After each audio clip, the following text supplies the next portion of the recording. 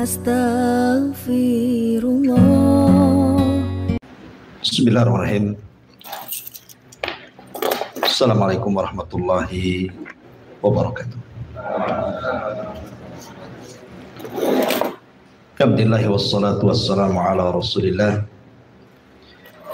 wa ala alihi wa sahbihi wa mawalah wa la hawla wa la quwata illa billahi wa ba'd. Alhamdulillah, di malam hari ini kita kembali bisa melanjutkan kajian kita, masih membahas tafsir suratul A'la,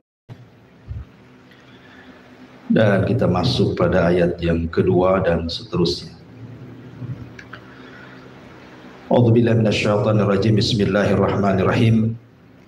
Sabbihisma rabbikal a'la alladzi khalaqa fasawwa walladzi qaddara fahada. Di sini Allah Subhanahu wa taala berfirman, alladzi khalaqa, dialah Allah Subhanahu wa taala sang pencipta, fasawwa, lalu menyempurnakan ciptaannya. Kemudian Allah mengatakan walladzi qaddara fahada, maka dia pun mentakdirkan seluruh ciptaannya, fahada, dan memberikan petunjuk kepada setiap penciptaan.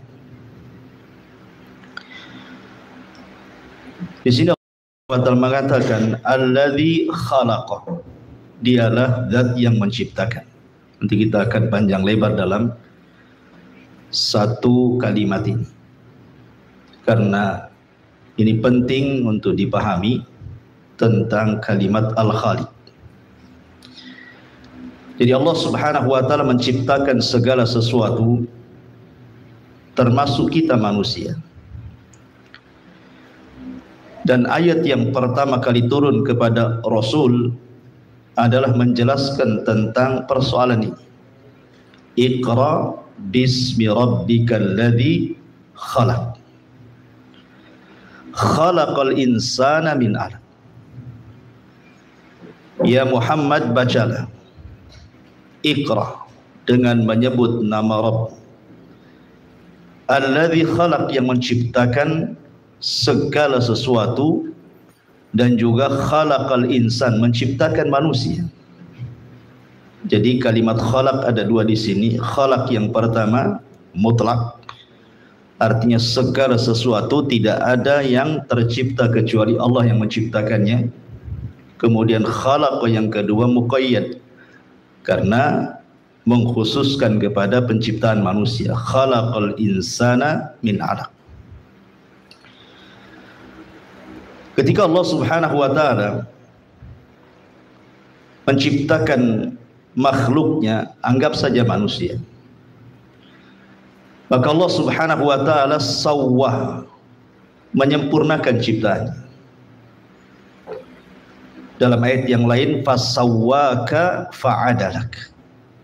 Beliau Allah Subhanahu wa taala menyempurnakan ciptaannya dan menyeimbangkannya. Ahli tafsir mengatakan bahwa yang dimaksud sawwa di sini artinya Allah Subhanahu wa taala menciptakan makhluk ini fi ahsani taqwim, dalam kondisi sebaik-baik penciptaan. Manusia yang pertama kali diciptakanlah Adam alaihi salatu wassalam. Dan Allah katakan laqad khalaqnal insana fi ahsani taqwim. Artinya Adam itu makhluk yang paling indah yang Allah ciptakan. Dan ini bantahan kepada teori Darwin yang mengatakan bahwa asal muasal manusia itu dari kera. Bagaimana dari kera, sementara Allah Subhanahu wa taala ketika memasukkan kita, kalau Allah takdirkan kita masuk surga, maka Allah akan membentuk seluruh turunan Adam seperti Adam. Kenapa Allah Subhanahu wa taala ciptakan kita kelak di sorga seperti bentuk Adam? Karena Allah ingin ikram, memuliakan Bani Adam. Tidak mungkin orang masuk sorga dalam bentuk kera kan? Karena sorga itu tempat yang mulia. Masa kera bisa masuk sorga? Makanya Allah Subhanahu wa taala bentuk lagi seperti bapak kita. Semua manusia, laki-lakinya perempuannya, tingginya 60 hasta, lebarnya 7 hasta, dan ketampanannya persis seperti Adam alaihi salatu wassalam. Baru dimasukkan ke dalam surga. Ini menunjukkan kemuliaan manusia dan bantahan kepada teori Darwin. Kemudian Allah mengatakan, alladzi qaddar, dialah yang mentakdirkan semua makhluknya, termasuk manusia. Allah takdirkan rizkinya, Allah takdirkan umurnya, Allah takdirkan bahagia, celakanya, dan begitu seterusnya. Kemudian hada, Allah berikan petunjuk bagaimana cara dia hidup, bagaimana cara dia buat rumah, bagaimana cara dia makan, bagaimana cara dia menjaga kesehatan, bagaimana cara dia mencari pekerjaan, dan begitu seterusnya. Bukan hanya manusia, bahkan binatang juga sama, diberikan insting untuk hidup sesuai dengan kemaslahatan mereka. Itu secara global tafsir daripada ayat kedua dan ketiga. Baik, kita akan fokus pada kalimat alladzi khalaqa. Dialah zat yang menciptakan. Di antara nama-nama Allah Subhanahu wa taala adalah Al-Khaliq, Sang Pencipta.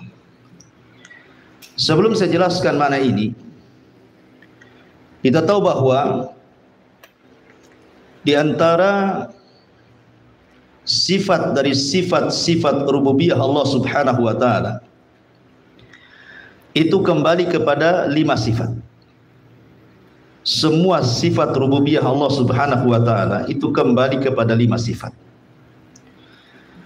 Pertama, sifatul khalqi, sifat bahwa Allah Subhanahu wa taala yang menciptakan semua makhluknya. Yang kedua, sifatul mulki, bahwa Allah Subhanahu wa taala yang menguasai seluruh makhluknya. Kemudian yang ketiga, sifatul tadbir, bahwa Allah Subhanahu wa taala yang mengatur semua makhluknya. Kemudian yang keempat, sifatul ihya, bahwa Allah Subhanahu wa taala yang menghidupkan seluruh makhluknya. Dan yang terakhir, sifatul imatati wal ba'thi wan nusyur, bahwa Allah lah yang kelak akan mematikan, menghancurkan, membangkitkan, dan mengumpulkan. Dari sinilah maka tidak bisa dikatakan Rabb, tidak bisa dikatakan Tuhan yang layak disembah kalau tidak disifati dengan sifat 5 ini. Kalau ada orang yang menganggap fulan Tuhan, benda ini Tuhan, pohon itu Tuhan, berhala ini Tuhan, maka kita bisa praktekkan dengan 5 sifat ini.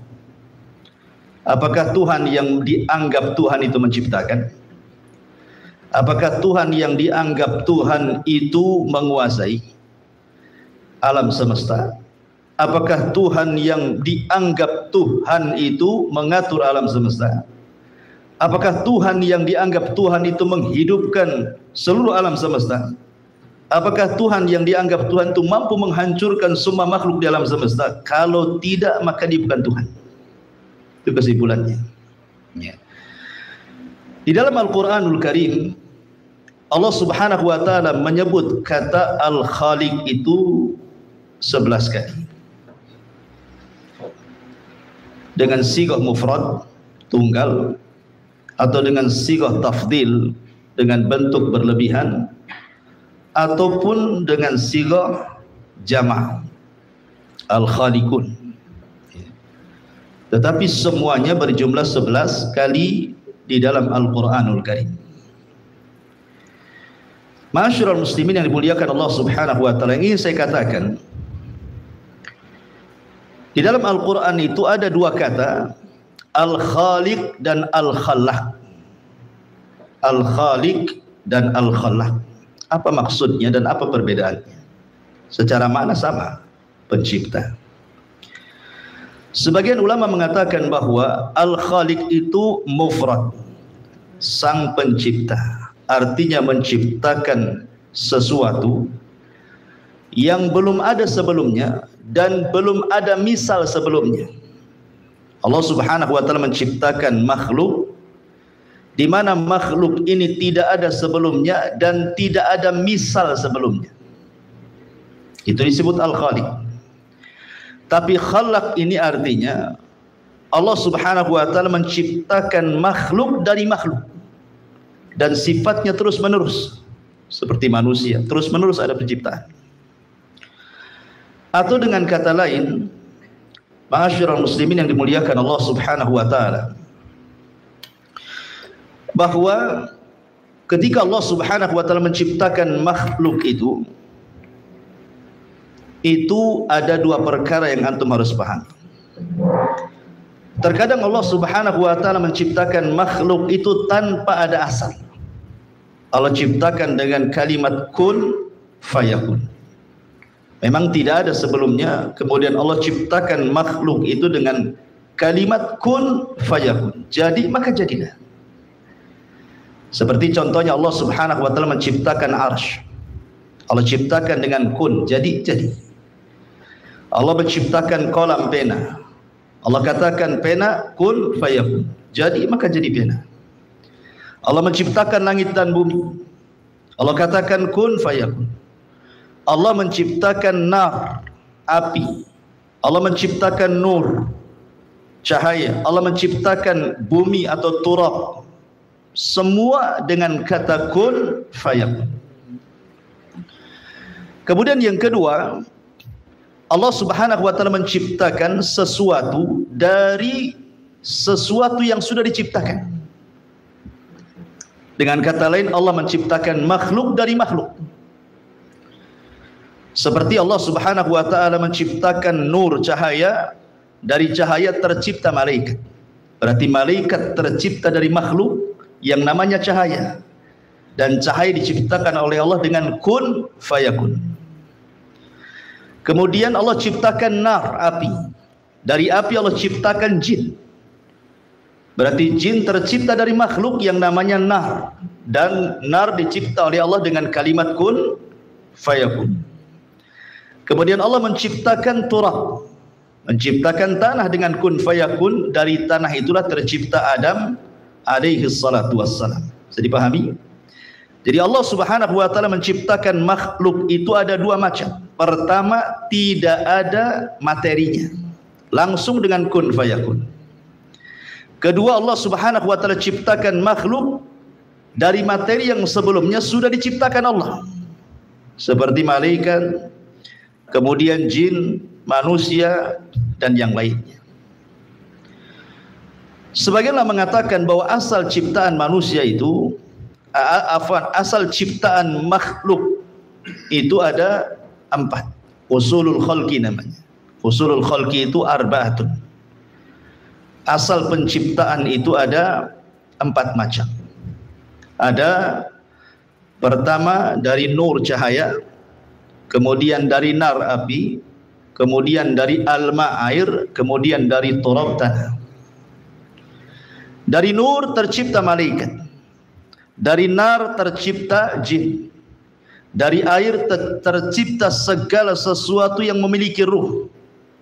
Tumbuh-tumbuhan, binatang, dan begitu seterusnya. Dan dari turab terciptalah Adam alaihi salatu wassalam. Baik, ma'asyiral muslimin yang dimuliakan Allah Subhanahu wa taala. Bicara tentang sifat Al-Khaliq, Allah Subhanahu wa taala sebutkan di dalam Al-Qur'an dan juga Nabi sallallahu alaihi wasallam menyebutkan dalam hadis Nabi sallallahu alaihi wasallam. Dari Al-Qur'an contohnya, Allah Subhanahu wa taala berfirman dalam surah Al-Hasyr 24, Huwallahul khaliqu al-bari'u al-musawwiru lahul asmaul husna. Dialah Al-Khaliq yang menciptakan. Dialah Al-Bari. Kalimat Al-Bari itu artinya yang Allah Subhanahu wa taala yang berusaha untuk membentuk, menyempurnakan ciptaannya. Al-Musawwir yang merancang sedemikian rupa. Makanya Allah Subhanahu wa taala mengatakan alladzi khalaqaka. Di situ ada nama Al-Khaliq. Fasawwaka fa'adalak. Di situ ada nama Al-Bari. Fi ayyi syai'in ma syaa rakkabak. Itu di situ ada musawwir. Biar antum paham. Ketika manusia membentuk atau membangun rumah, ada 3 pekerjaan kan ketika membangun rumah itu. Pertama, ada gambar dulu yang disebut dengan muhandis dalam bahasa Arab, bahasa kitanya insinyur. Insinyur digambar dulu rumahnya kayak apa, kemudian dihitung habisnya berapa, batanya berapa, pasirnya berapa, besinya berapa, kan itu. Sebelum bangun rumah itu kan dihitung dulu.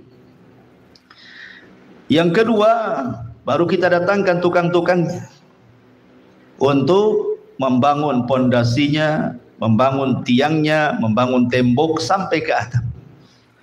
Kemudian yang ketiga baru kemudian menyempurnakan. Ya, menyempurnakan dengan keindahannya, catnya warna begini, kan itu ya. Interiornya harus begini. Itu semua rumah seperti itu. Tentu walillah matsalul a'la. Bagi Allah Subhanahu wa taala tentu permisalan yang lebih tinggi dibandingkan makhluk ketika membangun rumah.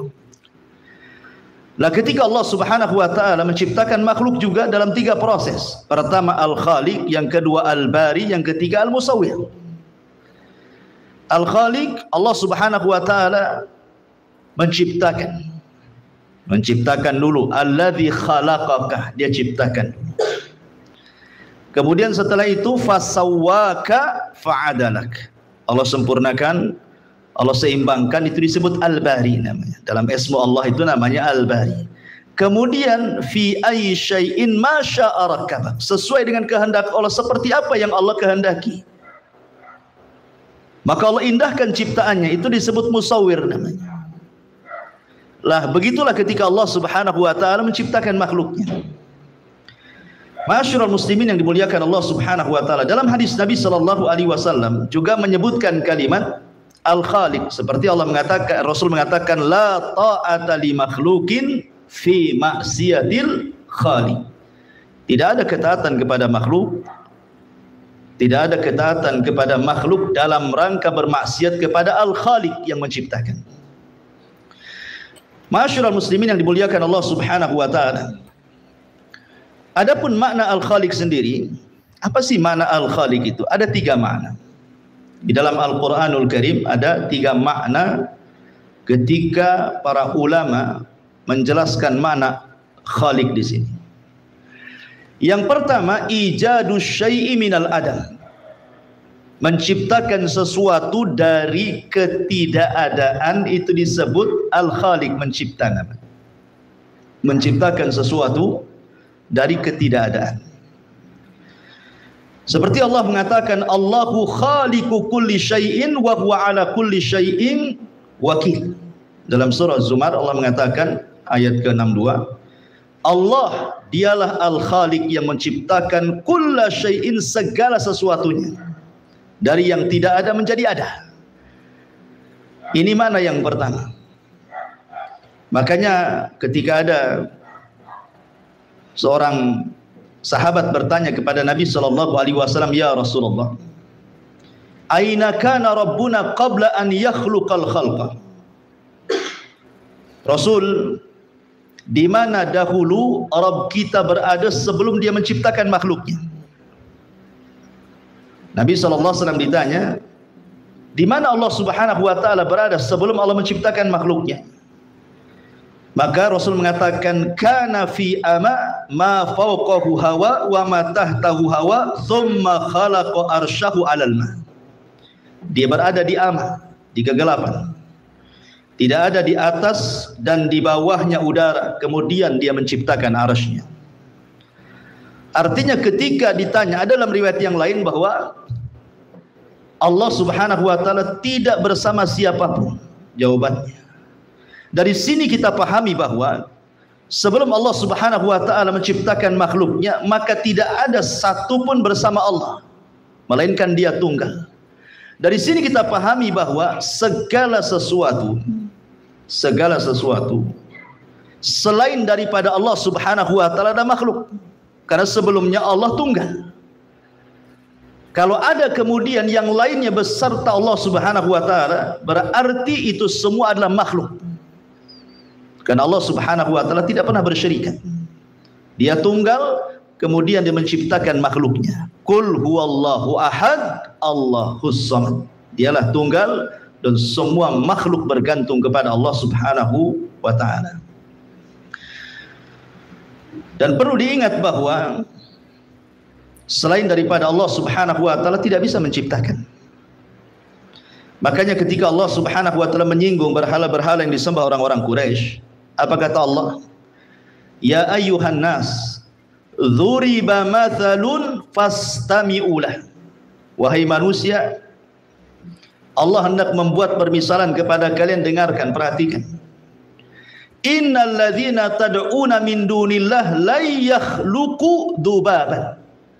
Sesembahan selain daripada Allah subhanahu wa ta'ala, mereka tidak akan sanggup menciptakan walaupun seekor lalat. Seekor lalat pun tidak bisa mereka ciptakan. Walau ijtama'ulah, walaupun seluruh sesembahan satu dunia berkumpul, kemudian katakan ciptakan oleh kalian lalat, sungguh mereka tidak mampu untuk menciptakan lalat. Bagaimana langit dan bumi? Lalat saja tidak bisa diciptakan. Makanya kemudian Allah subhanahu wa ta'ala mengatakan, wa iyaslubuhumud dzubab syai'an la yastanqidhuhu minhu dha'ufat talib wal matlub. Jangan lagi menciptakan lalat. Seandainya ada sesajen diletakkan di berhala, kemudian lalat mencuri satu makanan, mungkin kalau bahasa kita satu butir beras, satu butir nasi, kemudian lalat itu memakannya, maka berhala-berhala tidak sanggup untuk mengembalikan makanannya. Dari sini Allah katakan dha'ufat talib wal matlub. Sungguh lemah orang yang menyembah berhala dan berhalanya juga lemah. Dua-duanya lemah. Ya. Ma'asyiral muslimin yang dimuliakan Allah Azza wa Jalla, maka dialah satu-satunya pencipta dan tidak ada yang menciptakan selain Allah. Makanya kita lihat ada sahabat di zaman Rasul namanya Adi ibn Hatim, Zubair ibn Mut'im radhiyallahu anhu. Zubair ibn Mut'im, dia datang dari Mekah untuk membunuh Nabi karena kerabatnya banyak yang mati di perang Badar. Dendam dia. Akhirnya kemudian dia datang ke Madinah dengan sembunyi-sembunyi. Ketika sudah dekat Masjid Nabawi, masjid di zaman itu kan gelap, dia bisa sembunyi di mana saja. Ketika ada kesempatan dia menghunus pedangnya ketika Rasul menjadi imam salat, ketika itu salat maghrib, maka dia mendengar apa yang dibacakan Nabi SAW. Apa yang dibacakan Nabi, surah Thaha. Ketika Nabi SAW sampai kepada ayat am khuliqu min ghairi syai'in am humul khaliqun am khalaqus samawati wal arbal la yuqinun. Kata Allah, am khuliqu, apakah mereka berhala-berhala itu khuliqu, diciptakan, min ghairi syai'in, dari sesuatu. Apakah ada asal usulnya berhala itu? Am humul khaliqun, ataukah mereka ujug-ujug ada, tiba-tiba sudah ada saja berhalanya? Tentu harus dijawab ini. Ya. Am khuliqu min ghairi syai'in, apakah berhala yang disembah itu tercipta dari sesuatu? Apakah ujug-ujug ada, tiba-tiba ada? Am khalaqu, pertanyaan ketiganya, am khalaqus samawati wal ardh, apakah berhala-berhala itu yang menciptakan langit dan bumi? Lihat ujung ayatnya, balla yuqinun, orang musyrik sendiri tidak yakin dengan itu. Mereka nggak yakin, sebab tiga-tiganya nggak ada. Ya.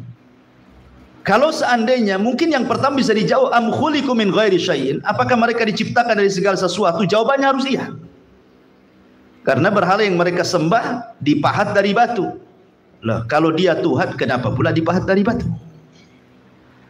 Ataupun amhumul khaliqun, ataukah mereka tercipta dengan sendirinya? Mustahil. Oh, mereka yang menciptakannya, mereka yang membuatnya. Kalau mereka yang membuatnya, berarti tidak mungkin mereka mampu menciptakan langit dan bumi. Oh, kondisi mereka sendiri tercipta oleh manusia. Dari situlah Zubair bin Mut'im kemudian menyarungkan pedangnya lagi. Dia berpikir, oh benar juga, selama ini saya menyembah Tuhan yang salah. Akhirnya hilanglah dendamnya. Kemudian ada keinginan masuk Islam. Selesai sholat, dia datang kepada Rasul, bersyahadat, asyhadu an la ilaha illallah wa asyhadu annaka rasulullah. Masuk Islam dia. Ya. Ma'asyiral muslimin yang dimuliakan Allah Subhanahu wa taala, ini makna yang pertama. Makna yang kedua, al-khaliq itu artinya at-tahyi'atu wat-taqdir wat-tashkil. Jadi Allah merancang, membentuk dengan sedemikian rupa. Makanya Allah mengatakan dalam surah Al-Mu'minun ayat 14, fatabarakallahu ahsanal khaliqin. Fatabarakallah ahsanal khaliqin. Kalimat ahsanal khaliqin, sebaik-baik ciptaan, karena Allah membentuk sedemikian rupa. Allah membentuk sedemikian rupa, makanya manusia ini tidak tercipta begitu saja. Ada prosesnya. Mulai dari segumpal mani, Allah ciptakan mani. Kemudian 40 hari berganti menjadi segumpal darah. Ciptaan lain lagi. Dari mani ke darah, Allah ciptakan lagi yang namanya gumpalan darah. Kemudian setelah 40 hari, Allah bentuk tuh, dibalut dengan tulang, dibalut dengan daging, jadilah dia janin 4 bulan. Ya kan? Berarti atwah, enggak ujug-ujug jadi kan, dari mani dulu, segumpal darah, baru daging dibalut tulang, dibalut daging, baru ditiupkan roh. Setelah lahir kemudian Allah Subhanahu wa taala ciptakan lain. Allah kasih dia ciptakan sebaik-baik mungkin. Diberi rambut yang indah, warna kulit, kan itu. Dan begitu seterusnya. Jadi Allah Subhanahu wa taala ketika menciptakan manusia itu bukan sekali ciptaan. Nanti kita akan bahas tentang orang-orang yang menyerupai ciptaan Allah, seperti para pelukis itu atau para pemahat itu. Bagaimana hukumnya? Itu ada 4 hukumnya. Ya, ulama ada 4 hukumnya. Bisa jatuh kepada syirik, kufur, ya kan? Bisa jatuh kepada dosa besar, fasik. Bisa jatuh kepada hal-hal yang diharamkan atau mungkin dibolehkan. Ya. Nanti kita akan pembahasannya nanti. Baik, ma'asyiral muslimin yang dimuliakan Allah Azza wa Jalla. Kemudian makna yang ketiga, makna al-khaliq adalah al-kadhib, dusta. Tapi tentu yang ketiga tidak bisa disematkan kepada Allah. Seperti Allah Subhanahu wa taala mengatakan, inna hadza illa khuluqul awwalin. Sungguhnya ini adalah kedustaan orang-orang dulu. Khuluq, khaliq gitu ya. Taib.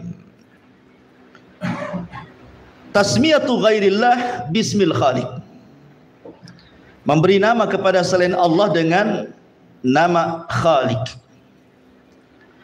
Ketika antum membuat rumah, bukankah antum menciptakan rumah?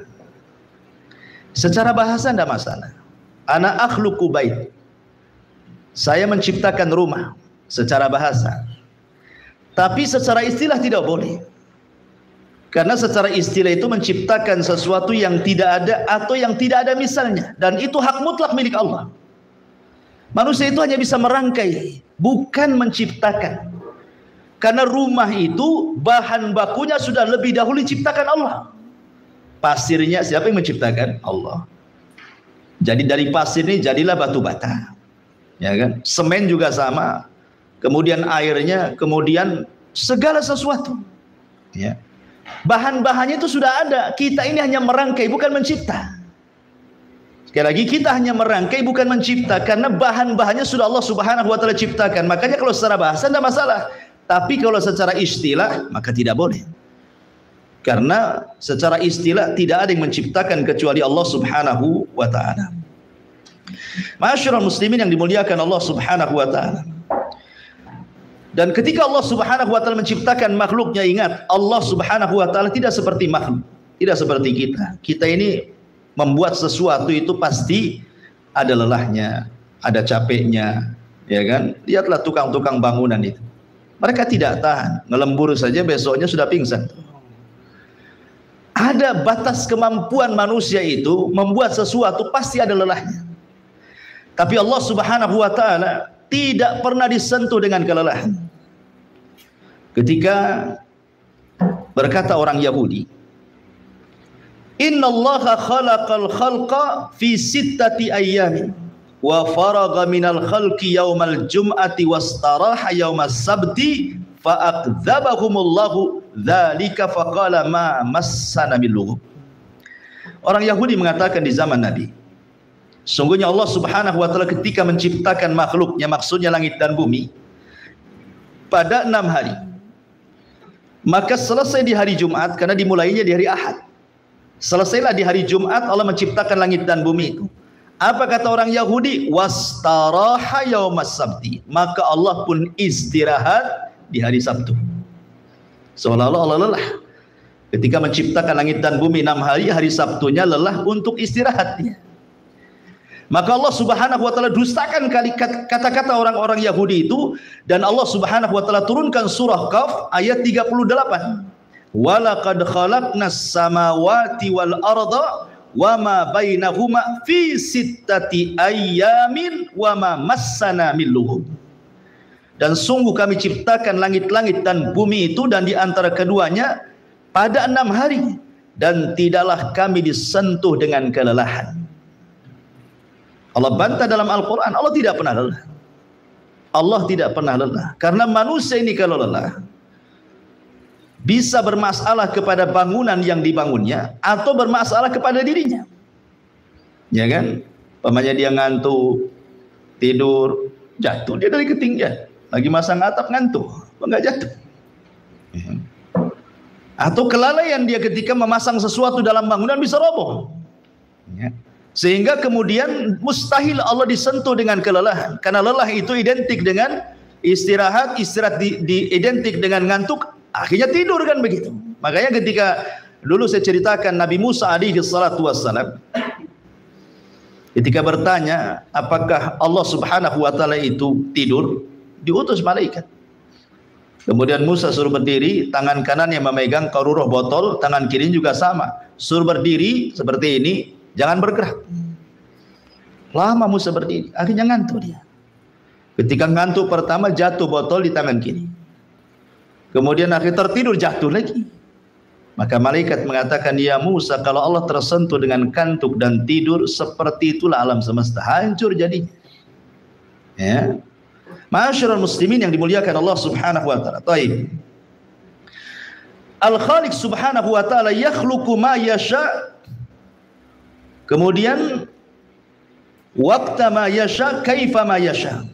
Allah itu menciptakan sesuka hatinya. Begitu juga waktunya Allah menciptakan sesuka-suka dia kapan waktunya. Termasuk juga cipta yang diciptakan sesuka dia ciptakan. Allah mengatakan la tas'al amman yaf'al wa hum yus'alun. Jangan tanya apa yang Allah lakukan. Bahkan Allah akan tanya apa yang kalian lakukan. Karena Allah Subhanahu wa taala itu ketika berkehendak menciptakan sesuatu, maka itu sesuai dengan kehendak Allah, tidak bisa diatur. Tidak ada yang bisa mengatur Allah Subhanahu wa taala. Makanya Allah mengatakan dalam surah Asy-Syura ayat 49 sampai 50, lillahi mulkus samawati wal ar yakhluqu ma yasha yahabu liman yasha inathan wa yahabu liman yasha ad-dzukura. Allah lah pemilik langit dan bumi. Dia menciptakan sesuai kehendaknya. Terkadang Allah menganugerahkan kepada orang yang dikehendakinya terciptalah perempuan, ataupun menghendaki tercipta laki-laki. Lihat ketika keluarga Imran bernazar ingin punya anak laki-laki supaya bisa berkhidmat ke Baitul Maqdis. Rupanya mengandunglah perempuan Maryam. Karena Allah yang berkehendak kan itu. Kita berkehendak, Allah pula tidak berkehendak, tidak terjadi. Allah berkehendak, kita pula tak berkehendak, pasti terjadi. Karena yang namanya Allah Subhanahu wa taala menciptakan sesuatu pasti ikut maratibut takdir. Dipastikan ikut maratibut takdir. Apa maratibut takdir? Al-ilmu, al-kitabatu, al-masyiatu, al-khalq. Itu disebut maratibut takdir. Maratibut takdir itu artinya tingkatan-tingkatan takdir. Kalau orang awam mungkin beriman kepada takdir, cukup mengatakan apa yang Allah kehendaki terjadi, apa yang tidak Allah kehendaki tidak terjadi. Itu iman kepada takdir masyarakat awam, seperti itu. Tapi kalau bagi antum para talabatul ilmi, ya bukan hanya sekedar ini. Harus paham namanya maratibut takdir namanya. Pertama, al-ilmu. Ketika Allah Subhanahu wa taala sebelum menciptakan sesuatu, maka Allah Subhanahu wa taala dengan pengetahuannya yang luas, maka Allah sudah menggambarkan apa yang akan diciptakannya. Kemudian setelah itu Allah catat apa yang akan diciptakannya itu di tempat yang disebut dengan Lauhil Mahfuz.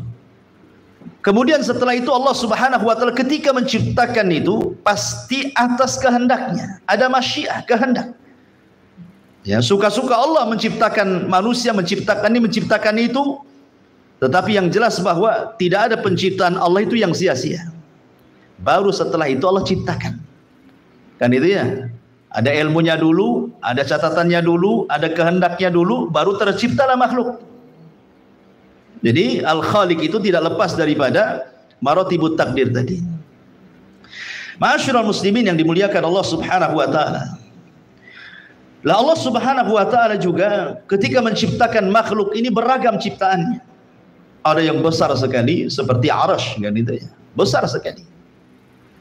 Bahkan ketika Nabi SAW menggambarkan betapa besarnya arasy Allah Subhanahu wa taala, Allah membandingkan penciptaan bumi dengan langit, kemudian penciptaan langit bumi dengan kursi, kemudian penciptaan kursi langit dan bumi dengan arasy. Kata Nabi SAW, perbandingan bumi dengan langit itu seperti cincin dilempar ke padang pasir. Cincin itu bumi, padang pasir itu langitnya. Apabila digabung langit dengan bumi dengan kursi Allah, sama dengan cincin dilempar ke padang pasir. Cincin itu langit buminya, kursi itulah padang pasirnya. Apabila disatukan nih, mulai dari kursi, langit, bumi dengan arasy Allah Subhanahu wa taala, maka ibarat kita melempar cincin di padang pasir. Cincin itulah kursinya, langitnya, buminya, padang pasir itu arasy-nya. Gimana yang menciptakan arasy-nya? Allahu Akbar. Tentu Allah lebih besar daripada itu, kan begitu. Jadi Allah Subhanahu wa taala menciptakan makhluk beragam untuk menunjukkan bahwa Dia adalah Al-Khaliq, pencipta. Mampu menciptakan segala sesuatu. Dari yang besar sampai yang kecil. Makhluk Allah tidak mungkin menciptakan seperti yang Allah ciptakan. Manusia hanya merangkai. Dan itu pun terbatas. Ketika Allah Subhanahu wa taala menciptakan manusia, terus Allah ciptakan. Kulla yaumin huwa fi sya'n. Setiap hari Allah itu sibuk. Ya, melahirkan ini, mematikan ini, melahirkan ini, mematikan itu. Artinya kan di sini penciptaan terus berlangsung tuh. Setiap hari Allah ciptakan manusia. Sekarang ada pabrik, coba memproduksi apa? Sampai di mana kuatnya pabrik memproduksi sebuah barang itu? Pasti ada rusaknya mesin itu. Ada lelahnya. Nah, pasti ada lelahnya, kan gitu ya. Tidak mungkin istimrar seperti itu, kan? Dari situ saja menunjukkan kelemahan kita dan kekuatan Allah Subhanahu wa taala. Ma'asyiral muslimin yang dimuliakan Allah Azza wa Jalla. Tetapi di sana ada makhluk-makhluk Allah yang Allah muliakan.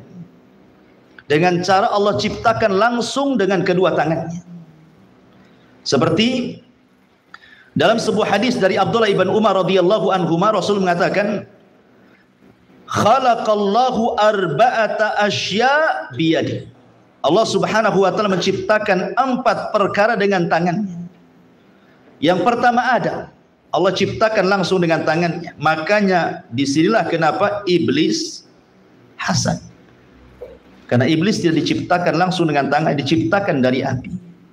Kenapa Allah ciptakan Adam dengan tangannya? Supaya memadamkan kesombongan iblis. Itu keutamaan, ya kan? Kemudian yang kedua, wal arsh. Dan Allah ciptakan arsy dengan tangannya, wal qalam, dan juga pena, kemudian wa jannatu adn, dan surga Aden. 4 perkara ini Allah Subhanahu wa taala ciptakan langsung dengan tangannya. Ada yang mengatakan yang lainnya termasuk juga alwah. Alwah itu maksudnya Taurat, kitab Taurat. Karena Allah mengatakan dalam surah Al-A'raf ayat 145, wa katabna lahu fil alwah, dan kami catat, ya. Maksudnya Allah sendiri yang mencatat dengan tangannya. Di mana? Di alwah, ya, di papan gitu ya. Min kulli syai'in. Jadi ada yang mengatakan bahwa papan Taurat termasuk yang diciptakan oleh tangan Allah Subhanahu wa taala. Itu keistimewaan. Tapi ma'asyiral muslimin yang dimuliakan Allah Subhanahu wa taala, sedikit kita memahami tentang apa sih asar atau pengaruh ketika kita beriman dengan Ismullah, nama Allah yang disebut dengan Al-Khaliq itu. Tentu nama-nama Allah Subhanahu wa taala itu ada pengaruhnya. Nama-nama Allah itu ada pengaruh kepada kita orang yang beriman. Dan kita harus senantiasa mengingat Allah. Makanya lihat bagaimana Allah Subhanahu wa taala buat kita mengingat Allah mulai dari tidur sampai bangun tidur. Kita disuruh menyebut nama Allah. Sebelum tidur apa doanya? Bismikallahumma amutu wa ahya. Bismikallahumma amutu wa ahya. Dengan menyebut nama Allah, kan itu. Aku mati dan aku hidup. Menunjukkan bahwa sebelum tidur kita menyebut nama Allah. Bangun tidur juga sama. Alhamdulillahilladzi ba'dama amatana wa ilaihi nusyur. Lihat bagaimana Allah menyuruh kita untuk ingat selalu dengan Dia, baik sebelum tidur atau sesudah tidur. Menunjukkan jangan sampai kita berlepas dengan Allah Subhanahu wa taala. Lah nama Al-Khaliq itu ada asar dalam keimanan. Ada pengaruh dalam keimanan apabila kita paham makna daripada kalimat Al-Khaliq itu. Di antaranya adalah kalimat Al-Khaliq itu yastalzimul iman biwahdaniyatihi subhanahu. Mengharuskan kita beriman dengan keesaan Allah Subhanahu wa taala. Kenapa? Karena di alam semesta ini tidak ada zat yang mampu menciptakan seperti yang Allah lakukan. Makanya Allah mengatakan ayusyrikuna ma la yakhluqu syai'an wa hum yukhlaqun. Apakah kalian hendak menyekutukan zat yang mereka tidak bisa menciptakan, bahkan mereka yang diciptakan? Di sini tumbuh tauhid bahwa hanya Allah lah satu-satunya zat pencipta. Kemudian yang kedua, Al-Khaliq di sini yadullu ala sifatihi subhanahu al-ukhra kal hayati wal qudrati wal ilmi wal iradati wal hikmati id la yumkin an yakuna khaliqan ghaira qadirin wala muridin wala alimin bima khalaq au annahu laysa lahu fima khalaqa hikmatan wala illatan. Ketika kita sebut nama Khaliq, itu mengharuskan ada sifat-sifat yang lainnya yang nempel dari sifat Al-Khaliq itu. Seperti al-haya kehidupan, al-qudrah kemampuan, al-ilmu pengetahuan, al-iradah kehendak, al-hikmah adanya kebaikan. Karena tidak mungkin Allah Subhanahu wa taala menciptakan sesuatu tanpa ada kemampuan menghidupkan, atau tanpa ada kemampuan untuk menciptakan yang diciptakannya, atau tanpa ada pengetahuan, atau tanpa ada keinginan, atau tanpa ada hikmah kebaikan di dalamnya. Makanya kalimat Khaliq ini nanti akan nempel sifat-sifat yang lain di situ. Kemudian juga diantaranya juga Al-Khaliq di situ yastalzimul iman bihikmatihi subhanah min hadzal khalqi wa annahu qaimun alal haq wa annahu subhanah munazzahun anil abathi wal lahwi. Ketika Allah Subhanahu wa taala disebut Al-Khaliq, maka Allah Subhanahu wa taala menciptakan itu karena hikmahnya. Segala sesuatu yang Allah ciptakan ada hikmah di balik penciptaannya. Alima man alimah, jahila man jahila. Ada yang orang tahu yang hikmahnya, ada yang tidak paham. Tapi yakinlah bahwa Allah Subhanahu wa taala menciptakan segala sesuatu, tidak ada yang main-main. Tidak ada penciptaan yang Allah ciptakan itu al-abath wal lahu, tidak ada. Allah menciptakan bukan main-main. Ya, makanya Allah mengatakan dalam surah Al-Mu'minun 115 dan 116, afahasibtum annama khalaqnakum abatha wa annakum ilaina la turja'un. Bagaimana Allah katakan, apakah kalian mengira ketika kami menciptakan kalian, kami ciptakan kalian main-main dan kalian tidak akan dikembalikan kepada kami? Tidak, kalian diciptakan bukan untuk main-main. Makanya kita lihat ketika Allah Subhanahu wa taala menyebut kalimat syukur dalam Al-Qur'an, la in syakartum la azidannakum. Kalau kalian syukur kepadaku, ku tambah nikmat kalian. Dan nikmat Allah itu tidak ada yang bisa menghitungnya. Wa in ta'uddu nikmatallah la tuhsuha. Kalau kalian hendak menghitung nikmat Allah, kalian tidak sanggup menghitung. Sekarang alat apa coba yang bisa menghitung nikmat Allah? Komputer. Sebelum habis menghitungnya sudah rusak komputernya.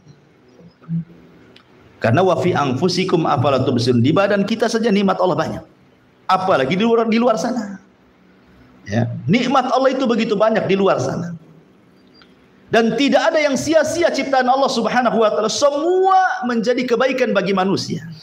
Semua alam semesta ini menjadi kebaikan bagi manusia, pemandangannya, keindahannya, nikmat-nikmatnya gitu kan. Dan yang paling besar daripada itu adalah diutusnya seorang utusan dari kalangan manusia sendiri. Allah tidak mengutus malaikat, Allah tidak mengutus jin.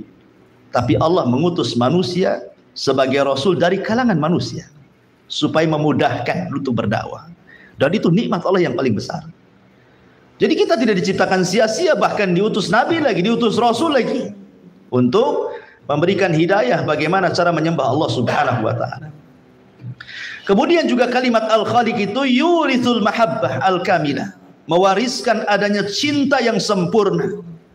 Kenapa? Karena Allah itu ketika menciptakan kita bukan hanya menciptakan saja. Makanya dulu saya jelaskan kepada antum tentang 5 nikmat yang Allah Azza wa Jal karuniakan kepada kita. Siapa yang ingat?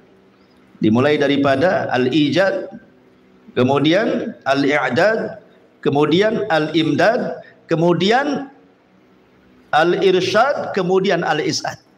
Inilah 5 kenikmatan. Pertama ijad, Allah ciptakan kita. Kemudian i'dad, Allah sediakan fasilitasnya. Kemudian imdad, Allah perbanyak kebutuhannya. Kemudian al-irsyad, Allah berikan insting kepada manusia. Ini bisa dimakan, ini tidak. Ini bisa dijadikan obat, ini tidak. Ini bisa ditempati, ini tidak. Allah berikan irsyad. Kemudian terakhir Allah berikan kebahagiaan. Lah dengan fasilitas Allah itu Allah hanya minta satu, supaya kita bersyukur dengan cara apa? Jangan menyembah kecuali kepada Allah. Wa ma khalaqtul jinna wal insa illa liya'budun. Makna liya'budun kata Ibnu Katsir illa liwahiduni, agar mereka mentauhidkan aku dengan ibadahnya itu. Ya.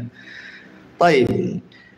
Kemudian juga ketika kita bicara tentang Al-Khaliq, maka Al-Khaliq artinya yastalzim qabula syar'ihi, menerima semua syariat yang Allah turunkan, termasuk berhukum dengan Allah, redha dengan hukumnya, tidak boleh mengganti selain daripada hukum Allah Subhanahu wa taala. Karena Allah mengatakan ala ya'lam man khalaqa wa huwal latiful khabir. Tidakkah mereka tahu siapa yang menciptakan mereka?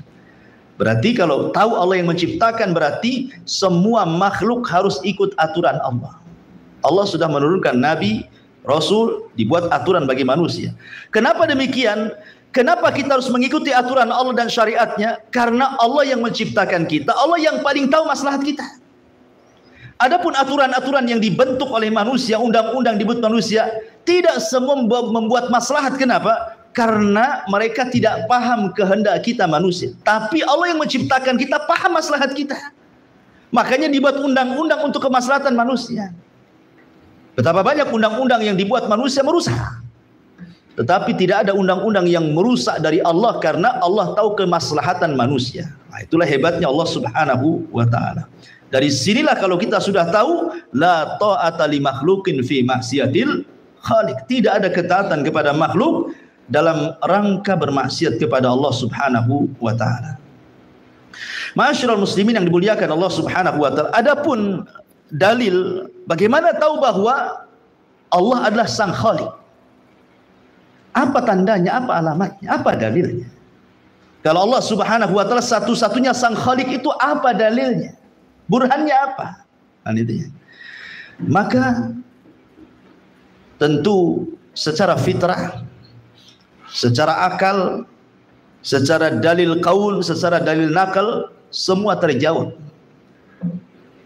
Yang pertama secara fitrah, bukti wujudnya Allah Subhanahu wa taala itu tidak perlu belajar, ikhwan. Tidak perlu belajar bukti wujudnya Allah.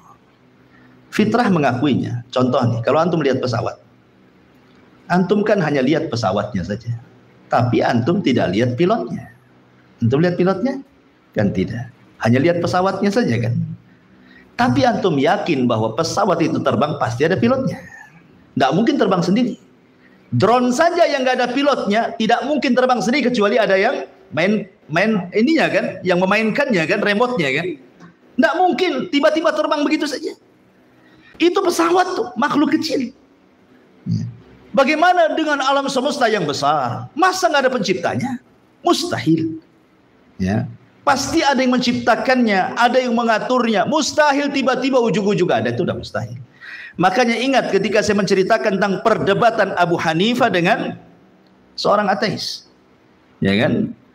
Ketika kemudian ateis ini menantang debat Abu Hanifah, kemudian Abu Hanifah telat datang dalam perdebatan itu. Kemudian Abu Hanifah menjelaskan kenapa telatnya. Kata Abu Hanifah, kamu sudah tahu bahwa perjalananku ke tempat ini harus menyeberangi sungai, katanya. Jadi tidak bisa tergesa-gesa. Cuman masalahnya yang buat aku terlambat itu, ketika aku hendak menyeberangi sungai, kok di depan saya ada pohon. Pohon itu tumbang sendiri, terpotong-potong sendiri, terserut sendiri, tiba-tiba terangkai jadi perahu sendiri, tiba-tiba aku naik ke dalam perahu itu, tiba-tiba jalan sendiri, tiba-tiba mengantarkan aku ke tempat tujuan ini tanpa ada yang nahkodanya, tidak ada yang mengantarkan, dia jalan sendiri.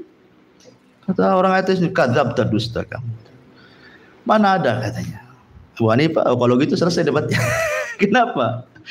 Kenapa? Kata Abu Hanifah, kalau gitu selesai debatnya. Sudah menang Abu Hanifah. Kalau dia mengatakan kadzabta, dusta, itulah jawabannya.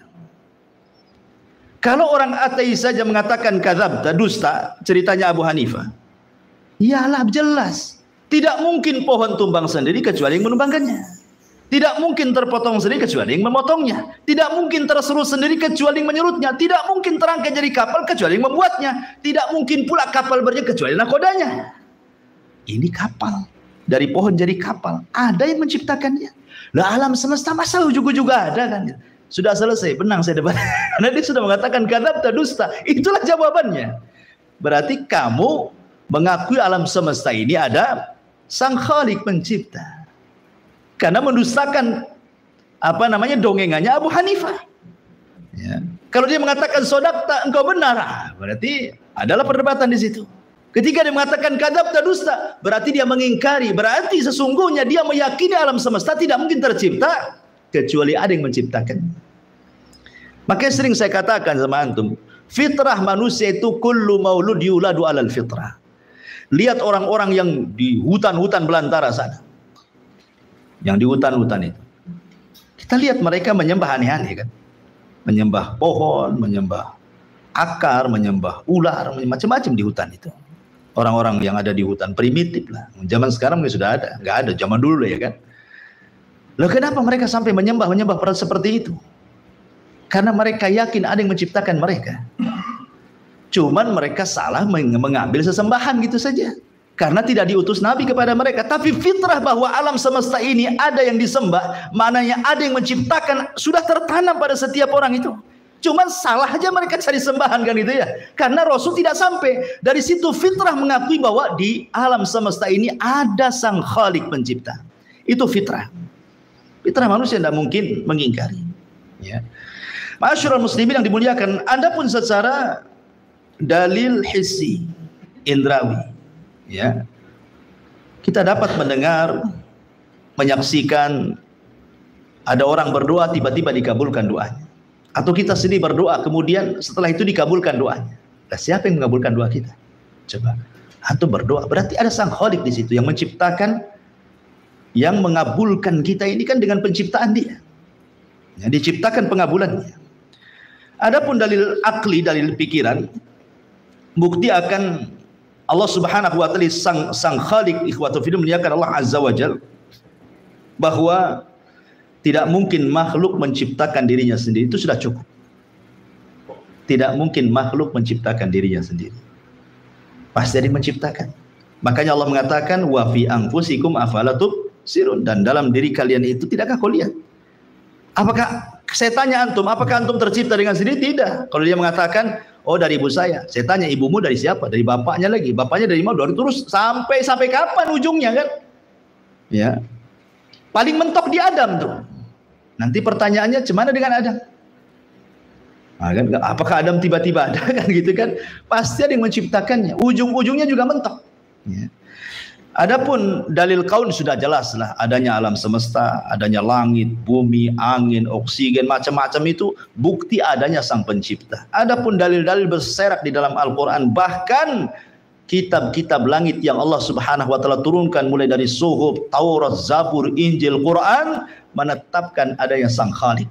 Dari sana ada pencipta, Allah Subhanahu wa taala. Semua kitab langit. Tanya sama orang Nasrani, tanya sama orang Yahudi, tanya sama orang-orang yang membaca kitab-kitab lama. Apalagi kita seorang muslim, membaca Al-Quran, membaca hadis Nabi sallallahu alaihi wa ala alihi wasallam. Ma'asyiral muslimin yang dimuliakan Allah Subhanahu wa taala, intinya bahwa ketika kita mengatakan Allah Subhanahu wa taala adalah Al-Khaliq, dia adalah sang pencipta, berarti semakin besarlah keagungan kita kepada Allah Subhanahu wa taala. Karena harus ada athar, sekali lagi, dalam keimanan ketika kita meyakini bahwa alam semesta tidak mungkin tercipta begitu saja. Harus ada yang menciptakannya, dan ini bagian daripada rububiyatullah, rububiyah Allah. Kenapa? Karena sifat Al-Khaliq itu tidak diingkari siapapun. Tidak diingkari. Mau orang musyriknya, mau orang kafirnya, mau orang yang berimannya, sifat Khaliq tidak diingkari. Mana dalilnya? Allah katakan dalam Al-Quran, ya, wala in sa'altahum man khalaqas samawati wal ar fayaquluna Allah. Apabila engkau bertanya kepada mereka orang-orang musyrik itu, siapa yang menciptakan langit dan bumi? Pasti mereka akan katakan Tuhan, Allah, Allah, atau macam mana istilahnya kan? Bahasa-bahasa istilah Tuhan. Ya, pasti mereka akan mengatakan Tuhan. Kalau kita Allah lah kan begitu. Pasti. Makanya kemudian dalam bab rububiyah tidak diingkari siapapun. Makanya orang yang kalau hanya bertauhid rububiyah ini belum memasukkan ke dalam Islam. Ya. Kalau hanya meyakini Allah pencipta, Allah pengatur, Allah penguasa dan begitu seterusnya, penghidup, pemati, belum dikatakan muslim. Karena rububiyah ini diimani oleh semua agama. Ya. Antum tanya agama mana saja, siapa yang menciptakan langit dan bumi, pasti akan mengatakan Tuhan, Tuhan, Tuhan, Tuhan, kan gitu ya. Bahasa kita hanya Allah, Allah atau apa gitu ya. Makanya tauhid rububiyah tidak cukup. Harus ada tauhid yang kedua yang disebut uluhiyah. Kalau kalian sudah mengakui bahwa yang menciptakan alam semesta ini Tuhan, lah kenapa engkau tidak sembah Tuhan? Kenapa kau sembah berhala ini, berhala itu, patung ini, patung ini? Nah, dalam hati kalian tahu bahwa tidak ada yang menciptakan Allah. Makanya ketika Nabi SAW hijrah dari Mekah ke Madinah, kemudian berjumpa dengan ayahanda Imran ibn Husain, namanya Husain. Ya, ayahanda Imran namanya Husain. Ya Husain, kam ta'budu ilahan fil ard? Berapa sih Tuhan yang kau sembah di bumi ini, katanya. Kata Nabi. Kata Husain itu, dia mengatakan 7 berhala, katanya. Sittatun fil ardi wa wahidun fis sama. Yang 6 ada di bumi, yang 1 ada di langit, katanya. Kata si Husain nih kan. Berapa Tuhan yang kau sembah, katanya? 7. Yang 1 di langit, yang 6 di bumi, katanya. Kemudian Rasul mengatakan, seandainya kamu berdoa, kemana kau berdoa? Ke yang 6 di bumi atau yang 1 di langit? Oh, yang ke yang di langit, katanya. Kalau anakmu sakit, minta sembuh, kemana minta kesembuhan? Ke yang 6 di bumi atau ke yang 1 langit? Ya ke yang di langit, katanya. Pokoknya setiap ditanya ke yang di langit, ke yang di langit itu. Kata Nabi SAW, ya Husain, kalau begitu, kenapa kau tidak sembah yang di langit saja? Kau tinggalkan yang 6. Apakah kalau seandainya kau sembah di langit, yang 6 akan demo?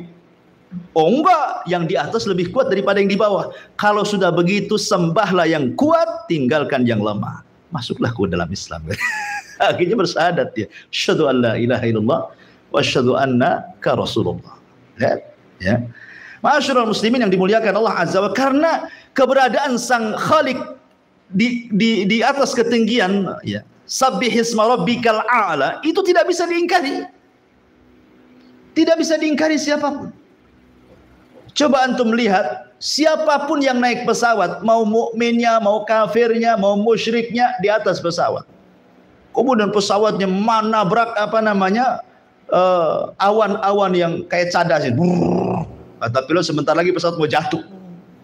Kira-kira apa yang terjadi? Semua berdoa. Kemana mereka berdoa?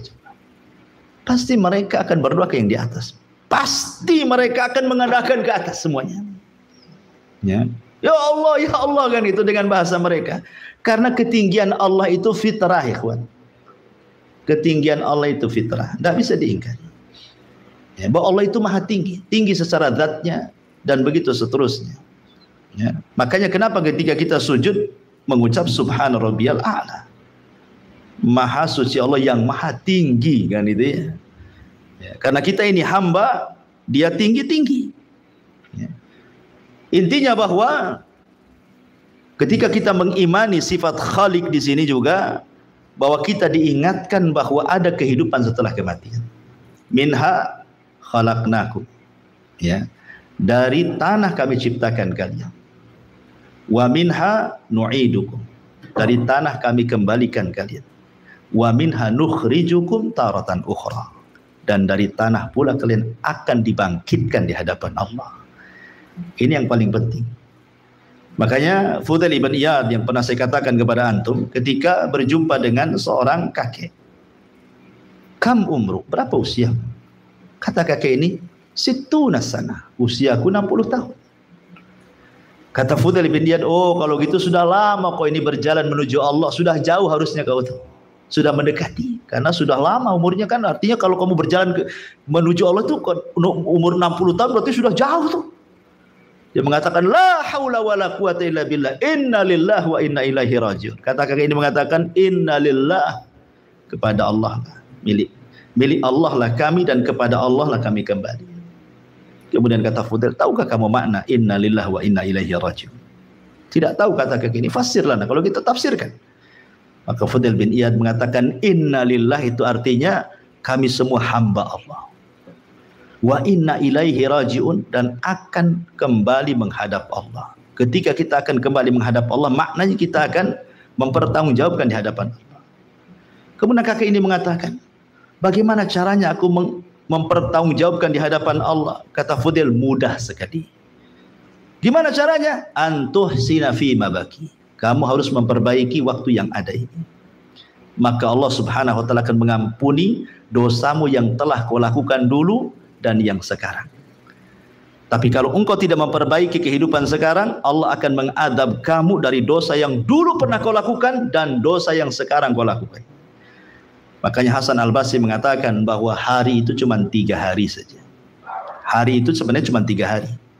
Hari kemarin, hari besok, dan hari sekarang. Hari kemarin mustahil kembali. Besok mustahil kita dapat berjumpa. Bisa saja sebelum besok kita mati. Berarti yang mungkin itu hari yang sekarang. Ya kan? Kemarin tidak mungkin kembali. Besok belum tentu kita dapat. Ya, itulah sisanya hari. Berarti hari inilah yang kita gunakan untuk beribadah kepada Allah Subhanahu wa taala. Nah, itulah pentingnya ketika kita memahami makna al-Khaliq. Wallahu a'lam bishawab. Ini diantara penafsiran ayat yang kedua, alladzi khalaqaka fasawwaka fa'adalak, alladzi khalaqa fasawwa walladzi qaddara fahada. Baik, sampai di sini kita buat tanya jawab. Kalau ada yang bertanya silakan. Kalau enggak, ya ikan cepat ikan gabus ya, makin cepat makin bagus. Kita silakan. Allah dengan kalimat kun fayakun itu kan terang dengan milik Allah. Baik. Terkadang kita mendengar komentar saudara kita yang menggunakan hal itu bagaimana? Kadang entah tujuannya atau dukun gitu. entah dukun ataupun dia Kun fayakun gitu. Nggak bisa, nggak boleh. Ya, itu tukang sulap yang gitu-gitu biasa. Itu dusta kalau dia mengatakan kun fayakun, namanya tukang sulap kan. Dia nutupi botol dengan kain, nanti botolnya jadi dari botol kaca jadi botol plastik gitu kan. Kun fayakun, nah, itu sedang berdusta dia. Nggak ada yang bisa kun fayakun kecuali Allah Subhanahu wa Ta'ala. Tidak ada. Itu semua para pendusta, tukang sulap, ya, atau mungkin bahasa kitanya simsalabin abrakadabraka. jadi nggak bisa. Itu tukang sulap, itu penipu. Kun fayakun itu mutlak milik Allah. Makanya ketika orang-orang Nasrani, mereka menganggap bahwa Isa itu adalah anak Tuhan.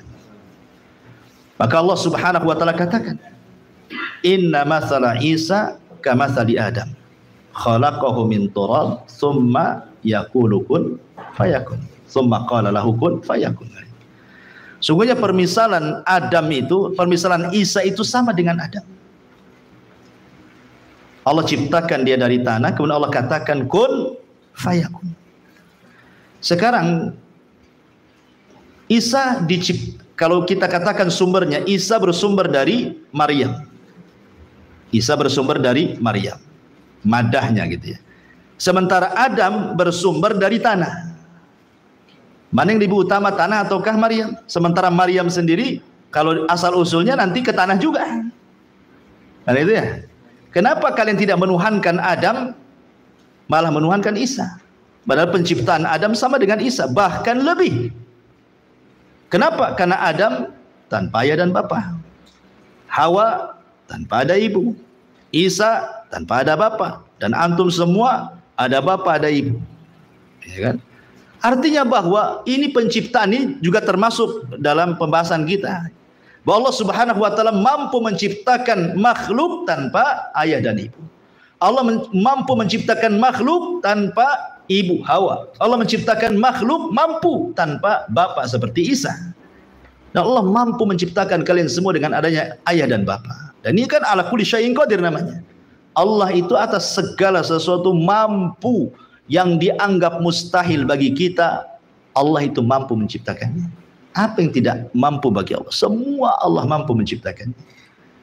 Ya, jadi itu juga bantahan kepada mereka orang-orang Nasrani. Wallahu a'lam. Iya. Allah kan menciptakan makhluk semuanya sempurna. Bagaimana dengan yang terlahir dalam keadaan yang kalau kita lihat tidak sempurna? Cacat. Iya. Allah Subhanahu wa Ta'ala menciptakan sesuai dengan kehendaknya. Secacat-cacat apapun manusia, tetap itu ciptaan Allah, dan itu lebih sempurna dibandingkan makhluk yang lainnya. Walaupun dia cacat, ya, lebih sempurna. Ya, tadi saya katakan bahwa kenapa demikian? Karena Allah Subhanahu wa Ta'ala menciptakan makhluk itu tidak ada yang bisa menirunya. Seperti Allah Subhanahu wa Ta'ala, saya bahas tadi lupa ya, tentang tidak boleh meniru ciptaan Allah Subhanahu wa Ta'ala. Saya di mukadimah saya katakan ada 4 pembahasan. Ya. Pembahasan yang pertama, barang siapa yang meniru ciptaan Allah dalam rangka untuk disembah, maka ini syirik dan kufur. Contoh, ketika Nuh alaihi salatu wassalam diutus, maka Nuh dihadapkan kepada kesyirikan pertama yang terjadi, di mana kaumnya menyembah patung-patung orang-orang soleh, Wud, Yaghus, Ya'uq, Suwa, Nasr. Kan itu ya. Ini orang-orang soleh di zaman Nuh. Ketika mereka mati sebelum diutus nih, mereka semua orang-orang soleh, banyak pengikutnya. Tiba-tiba mati semua. Maka syaitan datang membisikkan kepada kaum Nuh untuk membuat patung. Ya, kenapa kalian tidak membuat patung Wud, Yaghus, Ya'uq, Nasr? Untuk apa? Ya, mereka kan orang baik-baik, supaya terkenang kebaikannya. Maka dibuatlah patung. Pembentuk pertama belum menyembah. Kemudian yang kedua diproduksi banyak-banyak. Baru generasi ketiga menyembahnya. Kalau tujuan membuat ciptaan Allah ini kan membuat persis seperti ciptaan Allah kan gitu ya. Dibuatnya patung Wad seperti Wad, dibuatnya patung Suwa seperti Suwa kan itu. Tujuannya apa? Disembah. Atau contoh yang lain Samiri. Ketika dia membuat anak patung sapi, ya kan? Kan persis seperti sapi. Persis seperti ciptaan Allah, dibuatnya patung sapi dari emas. Kemudian Samiri mengatakan, lihat Musa salah alamat, jauh-jauh jadi Tuhannya ke Bukit Saina, padahal di sini Tuhannya katanya. Kurang ajar tuh sama Musa itu, Samiri. Akhirnya orang sembah Samiri, patung Samiri ini. Akhirnya orang kufur. Kalau tujuan kemudian membentuk seperti ciptaan Allah Subhanahu wa taala, ini syirik. Kalau dalam rangka disembah. Ini syirik, ini kufur, keluar dari Islam, kafir, masuk neraka, khalidan fihi. Dia dikekalkan di dalamnya. Karena tujuannya menciptakan makhluk seperti yang Allah ciptakan dalam rangka menyekutukan Allah. Ini satu. Yang kedua, dia membentuk ciptaan itu ingin menyerupai ciptaan Allah, bukan dalam rangka disembah. Dia ingin menyerupai ciptaan Allah. Dia buat boneka, bagaimana boneka ini bisa tertawa, bisa tersenyum, bisa berkedip matanya, bisa berjalan dan begitu seterusnya, ya kan? Kalau tujuannya ingin menandingi ciptaan Allah, ya, ingin menyerupai betul seperti yang Allah ciptakan, ini juga kekufuran. Tidak boleh. Ya, karena tujuannya ingin menyerupai ciptaan Allah, ingin jadi tandingan bagi Allah Subhanahu wa taala, maka tidak boleh. Kemudian yang ketiga, tidak ada niat untuk menyembahnya, tidak ada niat juga untuk menandingi ciptaan Allah. Tapi dia hanya menciptakan, mungkin seorang pelukis, seorang seniman, karena cinta saja, dia suka ngelukis, nengok pohon kelapa dilukis, nengok kucing dilukis, nengok antum dilukis. Kenapa? Karena orang kadang suka, ya kan, seniman-seniman itu kan. Ya. Maka berlaku tentang hadis Nabi SAW, maka siapapun yang menggambar seperti gambar yang seperti makhluk Allah Subhanahu wa taala yang bernyawa, maka nanti pada hari kiamat dia disuruh untuk menghidupkan. Hidupkan tuh apa yang sudah kau lukis itu, dan dia tidak akan sanggup. Makanya sekeras-kerasnya azab pada hari kiamat itu musawwir. Orang yang tukang gambar. Maksud gambar di sini adalah dzatul arwah, gambar-gambar yang ada ruhnya di situ. Kemudian yang keempat, tapi kalau yang digambar selain daripada dzatul arwah, nggak masalah, ya, gambar gunung, gambar ini, pokoknya nggak ada arwah-ruhnya, tidak ada masalah. Nah, kemudian ada polemik yang lainnya, gitu ya. Ada dikecualikan kalau seandainya seperti mainan anak-anak. Kalau itu sifatnya dihinakan sebenarnya membolehkan. Boneka gitu, dihinakan tuh bukan diagungkan. Dihinakan, kadang diinjak, kadang ditiduri, kadang jadikan guling, kadang dilempar-lempar, itu kan dihinakan sifatnya. Maka sebenarnya mengatakan tidak ada masalah kalau itu dalam rangka dihinakan, bukan dipajang, bukan diagungkan. Ya. Dan walaupun sebagian ulama ada yang mengatakan tidak boleh keras gitu ya. Kecuali kalau tidak dalam bentuk kepala. Karena Rasul mengatakan as-suratu fir ra'si, bahwa gambar itu ada di kepala. Makanya kalau membuat gambar sesuatu, maka dirusaklah kepalanya, entah dicoret matanya atau apa gitu kan. Kan buku-buku kan ada yang bergambar tuh, coret-coret itu saja. Ya. Makanya kalau kita melihat dunia ruqyah, orang yang meruqyah itu, di antara syarat-syaratnya orang yang diruqyah itu rumahnya jangan ada gambar-gambar, supaya ruqyahnya manjur gitu ya. Karena itu kadang-kadang ditempati tempat syaitan di situ. Terus suruh buang gambar-gambar itu kalau ketika diruqyah itu. Ya tanyalah sama peruqyah itu. Ya tapi kalau gambar-gambar yang lain selain daripada dzatul arwah tidak ada masalah. Ya, wallahu a'lam. Cuman polemik ulama juga tentang foto. Ya, tentang kamera, handphone, termasuk gambar, yang mengatakan tidak. Ya, karena itu sama dengan orang bercermin. Ya kan, orang bercermin kan nampak kita. Cuman kalau bedanya kalau cermin itu hilang dengan hilangnya kita, kalau ini tersimpan gitu saja. Walaupun juga sebagian Sebagian yang lain mengatakan tetap gambar. Ada yang sampai mengatakan walaupun foto tetap gambar. Dan hanya dibolehkan itu dalam kondisi-kondisi darurat, seperti untuk KTP, untuk apa dan lain sebagainya. Nah, ini juga kalau kita mau dalami soal hukum gambar itu memang kemana-mana hukumnya. Ya. Wallahu a'lam. Segera cukup. Subhanakallahumma bihamdika asyhadu an la ilaha illa anta astaghfiruka wa atubu ilaik. Allah ta'ala. Assalamualaikum warahmatullahi wabarakatuh.